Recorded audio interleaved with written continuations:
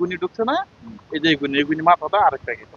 ভারতের মেঘালয় সীমান্ত ঘেঁষা শেরপুরের নালিতাবাড়ী উপজেলার নাকুগাঁও সীমান্ত দিয়ে আবারও ঠেলে পাঠানো হল রোহিঙ্গা নাগরিকদের। বৃহস্পতিবার দিবাগত রাত 1:15টার দিকে ভারতীয় সীমান্তরক্ষী বাহিনী বিএসএফ নারী ও শিশু সহ 21 জন রোহিঙ্গাকে বাংলাদেশে পুশিন করে। এদের মধ্যে রয়েছে 5 জন পুরুষ, 5 জন নারী এবং 11 জন শিশু ও অপ্রাপ্তবয়স্ক।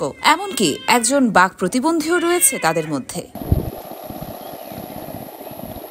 জানা গেছে তারা 2017 সালে কক্সবাজারের বালুখালী ক্যাম্প থেকে পালিয়ে ভারতের জম্মু কাশ্মীরে গিয়েছিল। সেখানকার হোটেল ও বাসা বাড়িতে শ্রমিক হিসেবে কাজ করছিল তারা। 1 মাস আগে ভারতীয় পুলিশের অভিযানে তারা গ্রেফতার হন।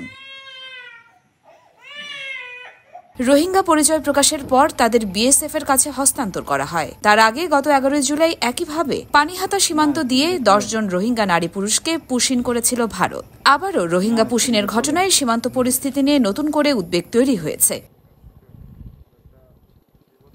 আন্তর্জাতিক মানবাধিকার ও সীমান্ত নিরাপত্তা প্রশ্নে এ ঘটনার তাৎপর্য গভীর। বিজিবির টহল দল ওই 21 জনকে আটক করে রাখে স্থানীয় মুক্তিযোদ্ধা উচ্চ বিদ্যালয়ে। বিষয়টি নিশ্চিত করেছেন ময়মনসিংহ ব্যাটালিয়ন 39 বিজিবির অধিনায়ক লেফটেন্যান্ট কর্নেল মেহেদী হাসান।